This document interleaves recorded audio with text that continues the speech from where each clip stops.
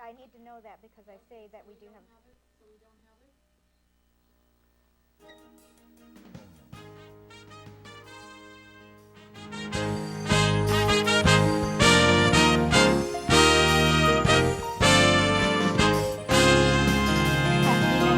After the tragic Boston bombings, Monrovia residents can finally return after a devastating fire, and two guests join us live in studio on our last day broadcasting from the K-Pass studios. Next on CCN Crown City News. Your news, your neighborhood, seconds away. Do you have a great business idea? The Pasadena Enterprise Zone can help.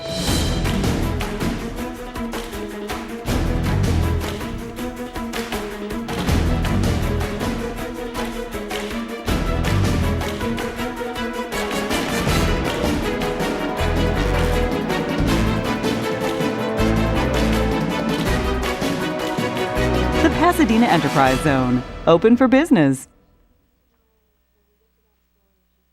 Hi, I'm Jesse Avila at the Convalescent Aid Society, a nonprofit organization established in 1923. We provide the free loan of durable medical equipment, of hospital beds, wheelchairs, walkers, canes, and many other items. Your donations and contributions are welcome and greatly appreciated. We are located at 3255 East Foothill Boulevard in Pasadena. We're here to help you! Please give us a call and check for availability at 626-793-1696.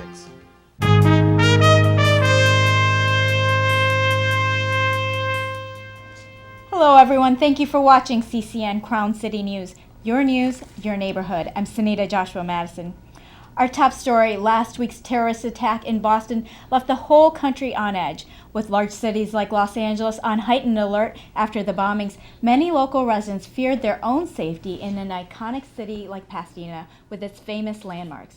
But the Pasadena Police want residents to know they are prepared for any emergency. CCN's Paulo Alejandria was at the police training exercises held at the Rose Bowl last week and is here to tell us more about them. Hi, Paulo. Thanks for being here. Hi. Now, I know that this was a pre-planned training event for the police, but how much was Boston on the chief's mind? Taking place so soon after the attacks, it was heavy on everybody's mind. But the chief wanted to make sure that he has a philosophy of maintaining round-the-clock vigilance, especially in a highly visible city such as Pasadena. Just 2 days after the vicious terror attacks at the Boston Marathon, the Pasadena Police Department held their annual fly-in, spotlighting their air support team, just one of the ways the city is combating terrorism. It was there we spoke to Pasadena Police Chief Philip Sanchez about the level of vigilance needed to ensure the safety and security of Pasadena.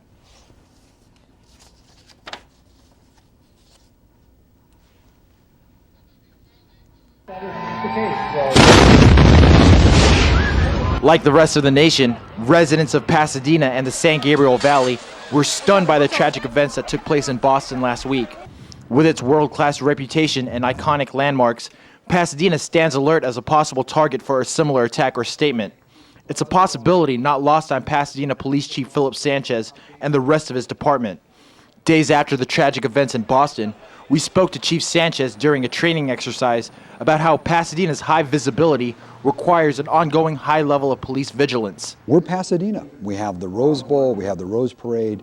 Next year we'll be hosting the BCS. We have a large and very eclectic group of events that occur each and every year. So rather than try to spool up for one individual event, we stay pretty high all the time. On Saturday morning, a spirited crowd of over 40,000 people gathered at the Rose Bowl for the annual Walk Now for Autism event, despite fears of gathering in large groups.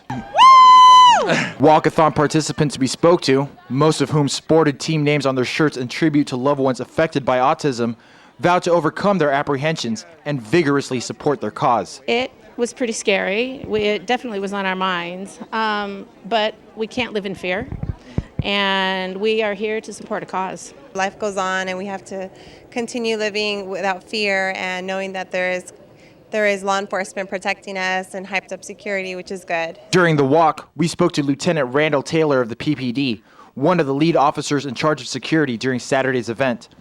Taylor said a security plan was firmly in place before last week's tragedy in Boston, but they made minor adjustments in response. When those events did happen, we did reevaluate our plan. We made some minor tweaks to it here and there. but for the most part is the plan that existed prior to last Monday. For security reasons, Lieutenant Taylor couldn't elaborate on the nature of those tweaks. Chief Sanchez stated that the department employs a variety of ways to detect and root out potential threats to the safety and security of the city's residents and its visitors. Yet, Sanchez said, despite state-of-the-art resources such as surveillance in the air and on city streets, the most important resource in terror prevention are the very people who look to him and his department for security. See something, say something. The Pasadena Police Department is only as effective as our community partnership. If we have a community member that sees something that's suspicious, don't discount that. Thankfully, Saturday's walkathon concluded without a hitch. In our conversation with Chief Sanchez Wednesday, he stressed the importance of the department's air support team, not only in terms of surveillance, but also as their function as a rescue relief in crisis like a terrorist attack. The chief also said that the department is in constant contact with federal agencies such as the FBI and the Joint Terrorist Task Force in order to reach a thorough assessment of any terror threats posed against the city of Pasadena. Sehnita? Well, Paulo, it seemed like there was quite a lot of a turnout for the autism walk. How big of a deal was it for all of those folks to come out with what had happened in Boston? Was it hard for them to go to a large gathering? Surprisingly not. It was actually a very uplifting experience. I mean, the shadow of the terrorist attacks on Monday definitely weighed heavy in the air, but I think you got the sense that there was a firm resolve that they weren't going to live in fear, and that wasn't going to stop them from supporting a cause that was very important to them. You just see that all across the country. It's really Exactly. cool. Well, thanks for that, Paulo.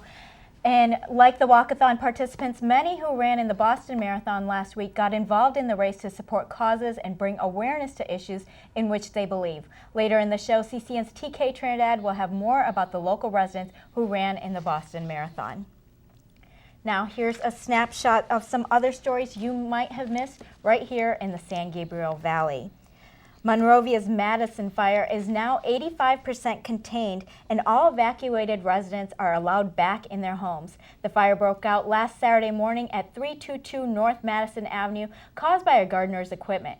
Monrovia Fire Chief Chris Donovan said that at the height of the blaze, over 400 homes were threatened, but none were damaged or destroyed. Donovan credited the great weather and no winds for helping firefighters quickly contain the fire. Adding to the fire was very heavy brush at the department estimated had not burned for the past 55 years. Donovan warned experts are predicting a very dry and very bad fire season coming up and encourages residents to clear brush in their areas. Oscar Carrillo, the 27-year-old illegal immigrant whose false report being robbed at gunpoint, some claim ultimately led to the death of Kendrick McDade, has been offered a plea deal with Pasadena Police in exchange for pleading guilty to making a false report of a criminal offense and reporting an emergency, knowing the report was false. Carrillo will receive 90 days in jail and a community service. The night McDade was killed, Carrillo phoned 911 and said 2 armed men threatened him during a robbery, but later admitted to police that he made up the part about the guns to get a faster police response. Carrillo's status as an illegal immigrant complicates the case before the U.S. Immigration and Customs have reinstated his deportation order, and he may be deported back to Mexico once his sentence ends. Last Tuesday, Tyrone Hampton won a major underdog victory in the runoff election for a seat on Pasadena's school board. Receiving 61% of the vote, Hampton, who will represent District 3, was the unlikely winner in the contest, having trailed opponent Ruben Hueso by about 15 points in the last election and being heavily outspent. The district is made up of a largely minority student, but as a board member, Hampton vows to represent and speak on the behalf of all students. Overall, voter turnout was 10%. Altadena Sheriff's detectives arrested 2 suspects in a marijuana candy manufacturing operation on the 500 block of Figueroa Drive in Altadena. After receiving the information that there were drugs in the area, police obtained a search warrant and found several pounds of marijuana along with suckers and chocolate bars with the drug. Tools for making the candy were also found. Police released this photo of the marijuana candy in hopes parents will be aware of these items that usually target teens. Coming up, we have more local reaction to the Boston bombings. Runners unite for Boston, and we have the world record holder for marathons in studio to share her experience. Those stories, plus Curtis Peak has your look at this week's weather when we come back.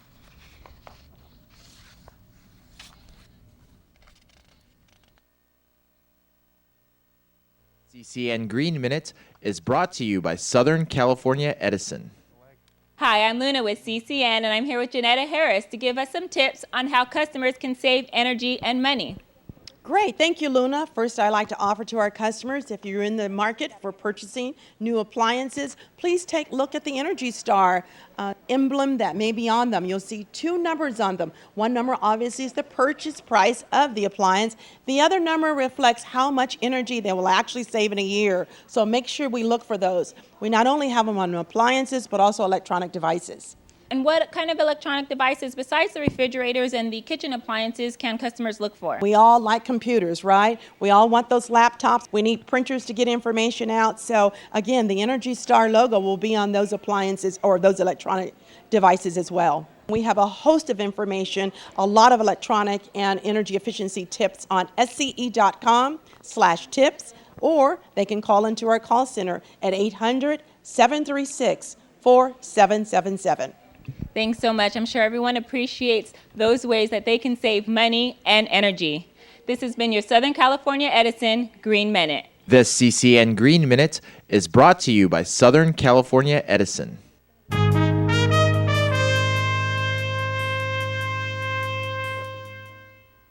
Welcome back. After the tragic events that happened at the Boston Marathon, a week later, the surviving bombing suspect is captured and responding in writing to authorities. The Justice Department charged him with the 2 counts that could result in the death penalty if convicted, but revealed he would not be tried as an enemy combatant, but instead as in the civilian courts. Here in Pasadena, the Pasadena Pacers put on a 5K Unity Run to honor victims of the horrific events. CCN's TK Trinidad was there and has this story. For runner David Dassey, it was his 4th time running in the Boston Marathon. What he thought would be a special experience turned into a nightmare. With less than 2 miles to go, David and about 7,000 runners couldn't complete the race. At the time, they had no idea why. We were in disbelief that someone would violate such a sacred tradition, something so important for the city of Boston, important for the running community, that they would consider violating that trust that we all have in each other as a community. It was just a sick feeling. It's been 1 week since 2 brothers left bombs which exploded near the marathon finish line, killing 3 people, injuring 144, and causing chaos in the city. I think people that were watching on television on the other side of the country knew more about it than we did on the street, because all we were hearing was rumor. Shocked by such a tragic event, Vice President of the Pasadena Pacers, John Beatty, wanted to bring the running community together. In less than a week, he helped organize the 5K Unity Run at the Rose Bowl to honor the victims of the Boston Marathon bombings. And it wasn't held in just Pasadena, but in cities all over the world. I found partners in Seattle, San Francisco, Santa Monica, Long Beach, New York City, Cleveland, Boulder, Denver, Edinburgh, Scotland. I mean, this went everywhere. And you find other people that want to do the same thing and are doing the same thing in their communities. And I realized we bring together local communities, but into something larger than each individual part. With plans to make this run an annual event, men, women, and children came out to unite with other runners to stand strong with Boston. I already have plans for 2014. I think 2014 we do the same event, more organized, maybe not as grassroots. Hopefully the same weekend as the Boston Marathon. Well, it's a week later. They've captured a suspect. Things are going to get back to normal eventually. In Pasadena, at the Rose Bowl, I'm TK Trinidad, CCN. Thanks for that story, TK. The Boston Mayor's office said the number of victims is closer to 170. Today, hundreds of mourners gathered outside a church in Boston for the first in a series of funerals for the victims. 29-year-old Crystal Campbell was the first of 3 victims laid to rest. To see pictures from Unity runs around the world and to participate in future events, you can go to facebook.com/unityrunners. And if you're looking for a way to contribute to victims and their families, Massachusetts Governor Deval Patrick and Boston Mayor Thomas Menino announced the creation of One Fund Boston as a central organization to collect financial support. You can find them on the web at onefundboston.org. Well, now joining us live in studio, we have someone who participated in the Boston Marathon. We featured Yolanda Holder, or the Walking Diva as she's known, during our past Pasadena Marathon coverage. Yolanda holds the world record for the most number of marathons completed in a year by a woman at 120 marathons, beating her previous world record. She was in Boston last week and is here now to share what she saw. Thanks for being here, Yolanda. Thank you for having me. You just keep going strong at 120, huh? That's quite a lot. Well, what about Boston? Are you able to count it as a complete marathon? Did you complete it? No, I didn't complete it, and I can't count it as a complete marathon. At mile 20, I could hear all the sirens, and I didn't know what was going on. And my brother and all my family members started calling me, and my brother was the one who told me that, are you okay? It's being bombed. And so I said, yeah, I'm fine. I could just hear all the sirens. And so as I was approaching mile 20, the police officers started to block it off and told us to go into the aid tent. And then about 30 minutes after that, everybody knew what was going on, but we didn't know the magnitude of it. So they bused us to City Hall, Newton City Hall, and they took very good care of us runners.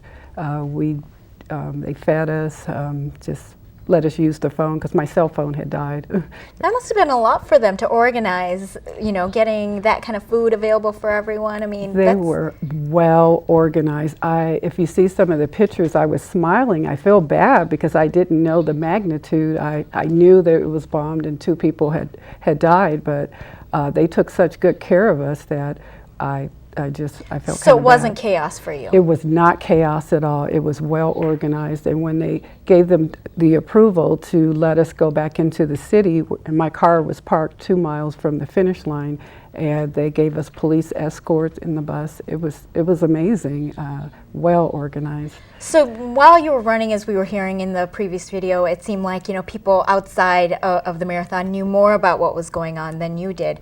Are you glad you didn't know? What happened? Go. I was so glad that I didn't know, because when I didn't get to my hotel until 9 p.m. and when I turned on the TV, all I could do was cry. I just could not believe what was going on. So I was kind of happy that I didn't know.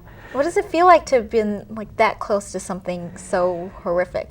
Scary, just really scary. You would never think that a marathon that someone would try to hurt us.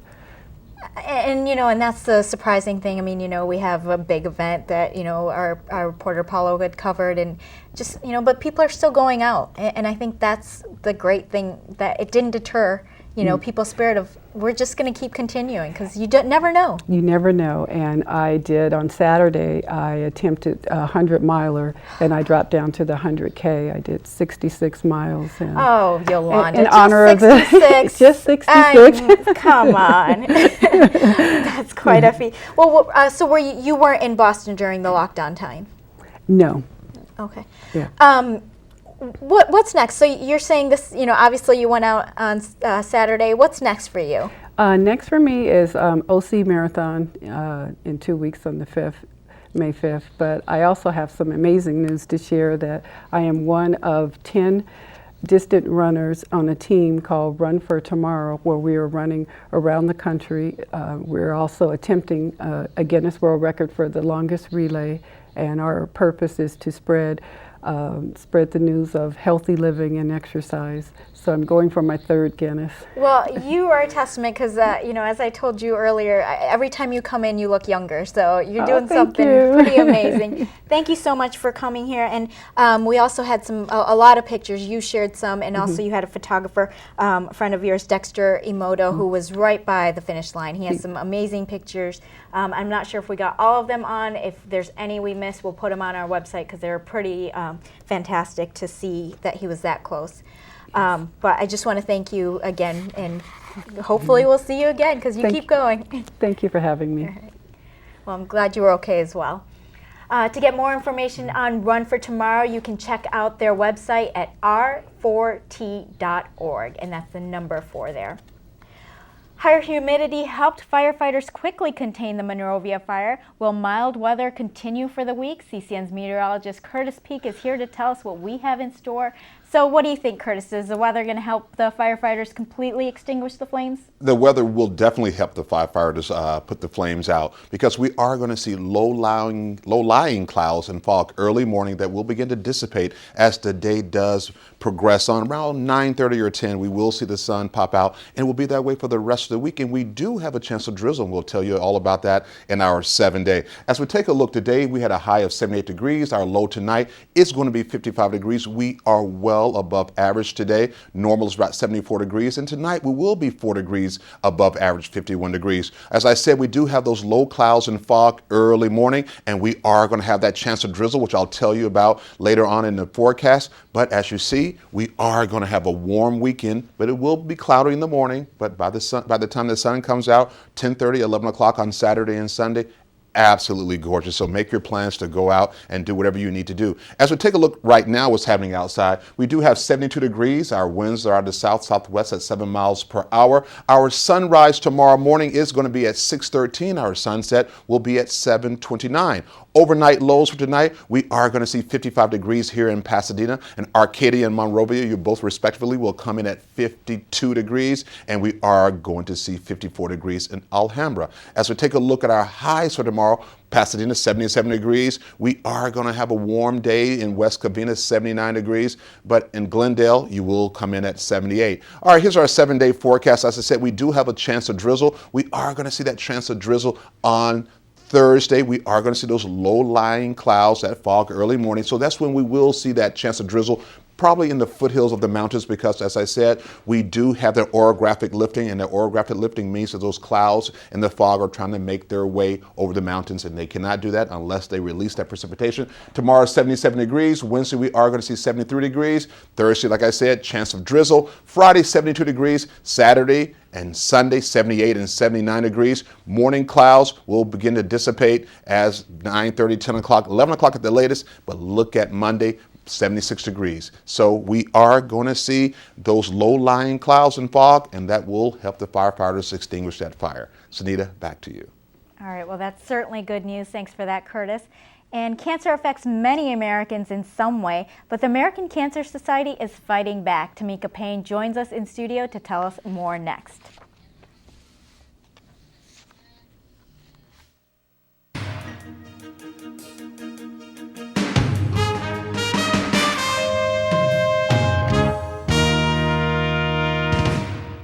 My name's Reggie. Just recently, my wife and I took in her sister's children. And we already had 4, so I went from becoming a family man to a man with a bigger family. Now, you can't eat love, so I don't know how I'm gonna feed them tonight. How was that, Rich? I think I look more like Denzel. That's cold, man. Play a role in ending hunger. Visit feedingamerica.org/hunger and find your local food bank. But it would be safe to keep your distance until there's no secret that makes you smile. Reliable sources say that chicken soup has found their way out of this dangerous, but they are returned.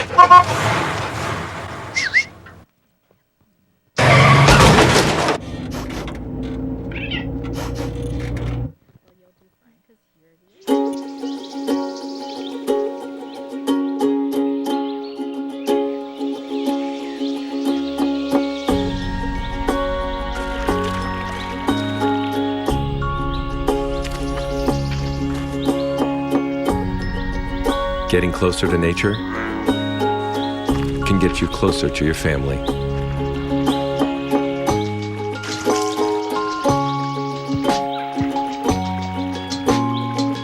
Go to discovertheforest.org.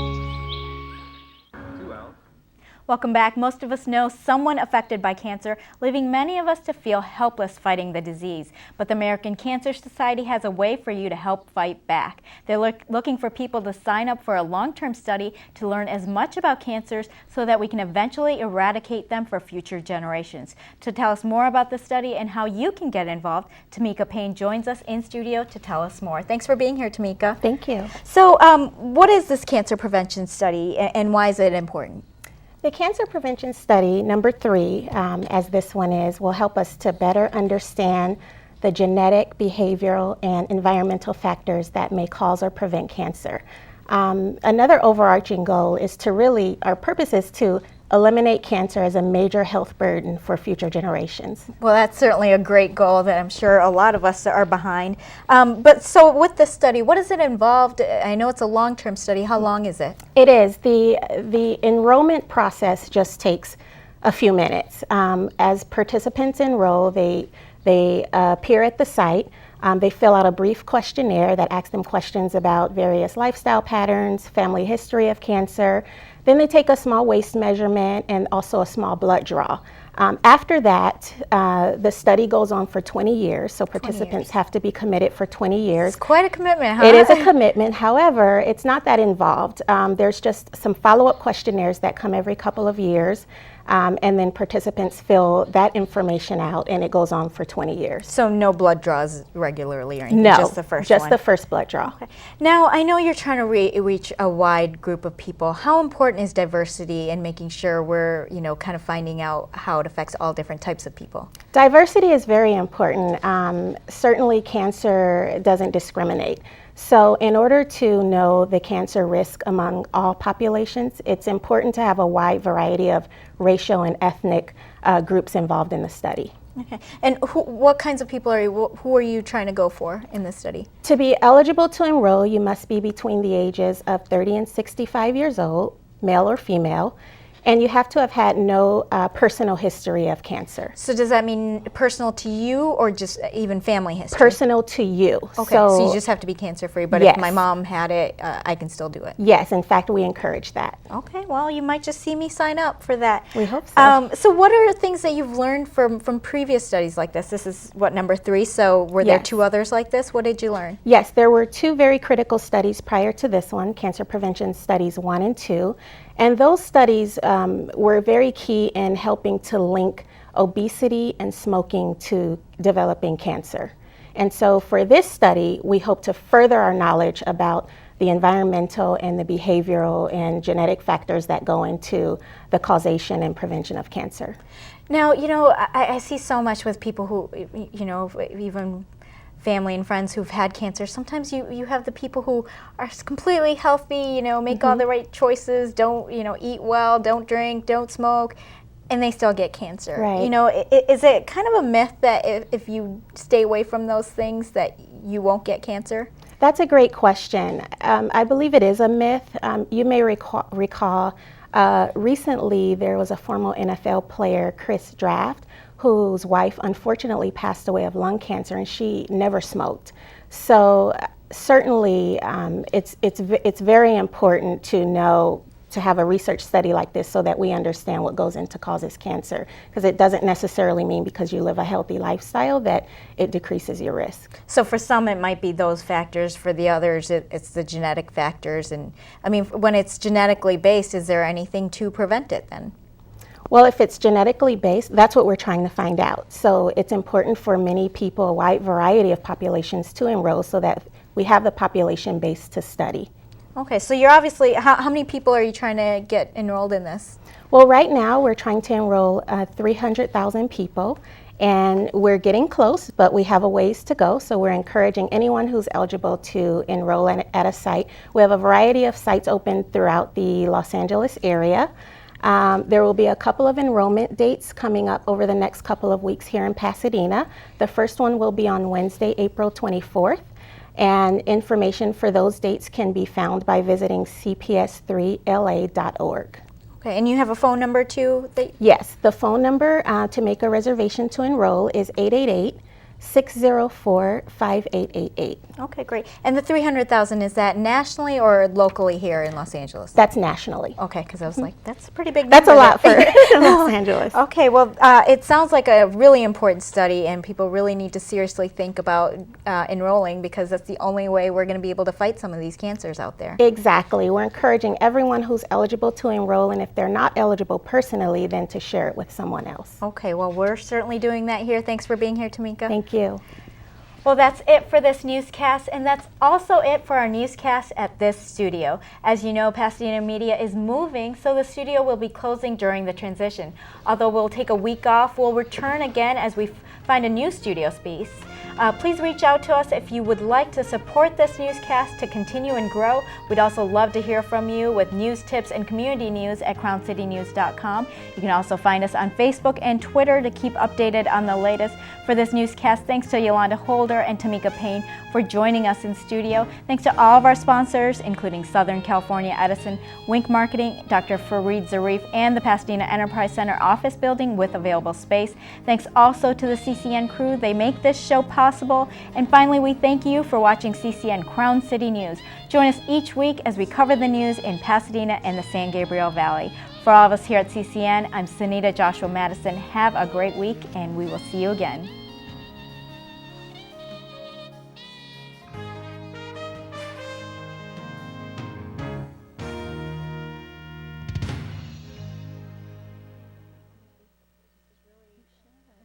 If you need more information, we can